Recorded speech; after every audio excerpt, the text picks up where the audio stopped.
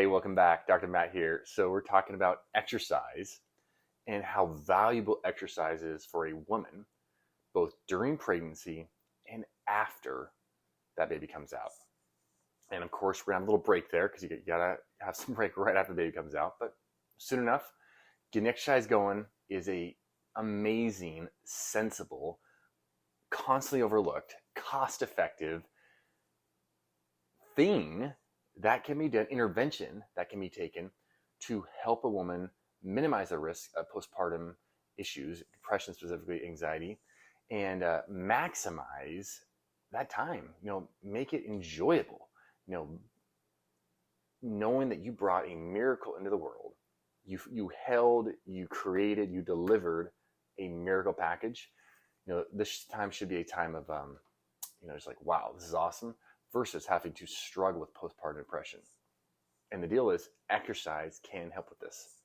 So there's a study in Perspectives in Psychiatry Care from 2020 showing that basically just a 4-week exercise routine in postnatal women can greatly bring success in decreasing depressive symptoms in the postpartum period. So 4 weeks, daily exercise, 30 minutes a day, decreased postpartum depression. Isn't that awesome? And there's another systematic review that looked at 16 different papers, all of which showed that a regular exercise routine decreased negative emotions, feelings of uncertainty, fear, anxiety, depression, sadness. I know we know these things, and we're like, oh, why do we need a study on this? Of course we know that. But the deal is, a lot of us aren't doing it, especially postpartum. The mother either doesn't have the resources, doesn't have the support system to make this happen, that doesn't have the encouragement to make this happen. And so we got to encourage mothers. We got to support them. If you're a mother watching this, man, do your best to make this happen, because this is a tool that can easily be utilized. It's so cost effective, that has no known negative side effects. And when you have tools like that to prevent a disease conditions like postpartum depression, we got to put them to work. And no, you do not have to go sign up for a Zumba class, start a CrossFit routine 5 days per week, smashing weights, throwing weights.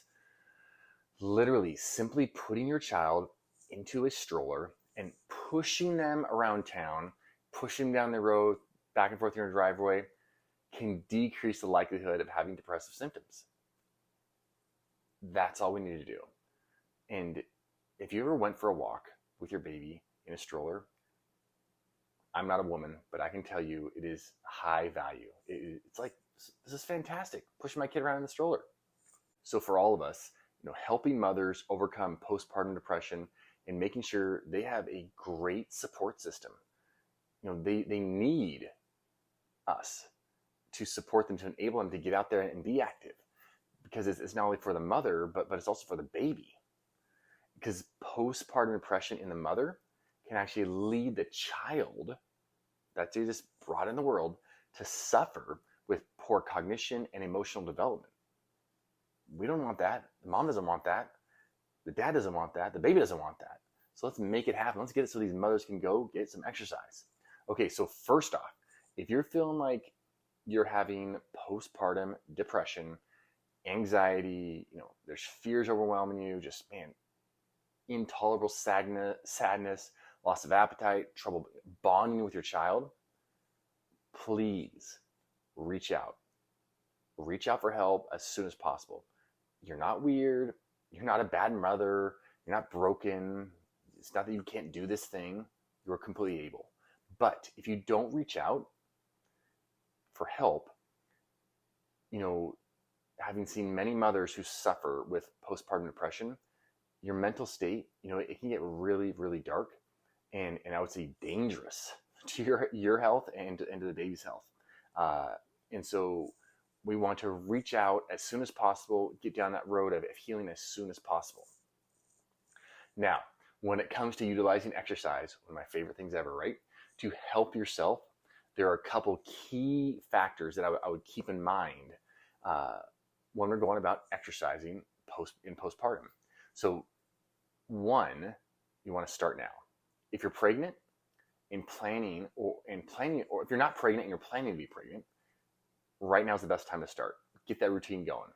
If you are pregnant and you're not exercising, right now is the best time to get it going. There's never been an easier time to exercise than right now, to get it going, to get moving it on in that direction, to support the pregnancy and the postpartum period. If you just had a vaginal birth, say last week, a couple days ago, feel free to chill out and let your body heal. If you're past that first week and you're not having heavy bleeding, clotting issues, and most of the discomfort in the pelvic area is dissipated, then man, feel free to get leisurely walks going. Those can be fantastic.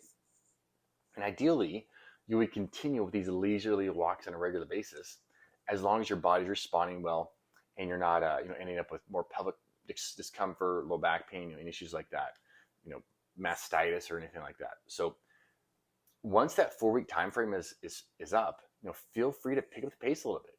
And really, I would be thinking I'm going to kind of be picking up the pace for the next 12 weeks. So week 1 is after you had a baby, 12 weeks after that. I know this can seem like a long time if you're an avid exerciser. 3 months? I gotta wait 3 months to hit the gym again, to go crazy on my workouts?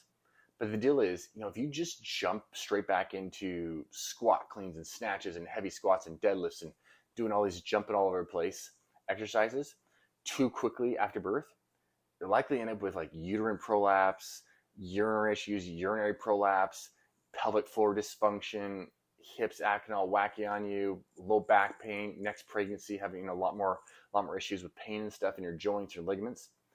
The deal is because the body has literally been running around for 9 months in a stretched position, with your connective tissue, your ligaments, tendons, literally like hanging on at the edge of their range of comfort. So consider gradually working yourself into a more aggressive routine, as opposed to just throwing yourself right back into the fire, because you did a lot. And I know all kinds of people, they're like, I'm gonna run a marathon 2 weeks after. I'm gonna do good for them. But for most of us, or most ladies out there, you're gonna be better served, walking, rowing, cycling, doing some step ups, some Pilates, yoga position holds, isometric movements, wall sits. Then once your movement pattern feels strong, you feel like, man, all right, I feel like my body's moving like I would expect it to move. Then you can start adding back in, your strength training, your weights, and getting, literally building back your structure again. But please don't rush it. Don't rush to get your pre-pregnancy figure back. This is for my wife speaking right here. My voice is speaking what she would tell you. Once you think about it, you created a human being inside of you. You literally birthed a miracle. You cannot get any more awesome. I mean, what is possibly more awesome than that? So you're awesome. Second, if you try to race and get your figure back, your milk supply will probably suffer. Your bone structure will suffer. And you're literally fighting your own hormones. Your own hormones have set up this pathway to get you back where you want to be. But if you try to race ahead of them, you're depleting your system. There's no way to get there without depleting your system, and that only increases your likelihood of postpartum depression, injury, and just not feeling your best and working way too hard trying to get somewhere that will come if you relax, eat fantastic real food, integrate a consistent exercise routine, breastfeed as long as you can. All of the body composition changes will take care, the desirable ones you want, will take care of themselves as you just nourish your body. Just like if you weren't pregnant and you were trying to change your body composition, the way you do it to help and to serve you best for the long term is to nourish your body. So when you're doing your exercises, be sure to focus on your core, your stability, and control of your movement patterns. Because like I mentioned earlier, your ligaments, they're trying to regain their tone after being in a state of stretch, of laxity because of the different hormones produced during the pregnancy period. So they're trying to get back to that awesome taut state. And remember, your pelvic floor went through a massive strain during pregnancy. So if it feels off, weird, unusual, tight, that would be to be expected, not only during pregnancy and then birth. Talk about stress on your core. So pelvic floor exercises, posture promoting exercises, 2 or 3 of those, on a regular basis as part of your routine would be fantastic, especially if you're a breastfeeding woman and everything's coming forward all the time now. And, there's no better time to hey, I'm going to try to help my posture. I'm going to help my pelvic girdle. I'm going to help my core. I'm just going to focus on things that don't require me to essentially jump up and down, throw weights around, do all this wildness. Man, for those first 3 months, really focus on that. And it is going to be a total game changer for you when you come out on the other side of 3 months. So if this all sounds too complicated, make this one move. Start walking each day for 30 minutes. Stroller striders, here we go. The act of walking increases levels of a protein called brain-derived neurotrophic factor, BDNF. Beautiful, beautiful peptide. And it actually increases the volume of your hippocampus as well. Walking does. So you would feel this symptomatically as, man, I just perceive myself as cooler. I like myself more. Or, man, I just feel like I'm more productive during the day. Or, man, my mood. People are saying I'm just happier all the time. I feel happier. Does this sound awesome or what? All of that from 30 minutes of walking on a consistent basis. That can happen for us. All right, let's go, moms. So if you're a mother who suffered with postpartum depression, let us know, what was most helpful for you. Put in the comments, because what helps you is going to help somebody else.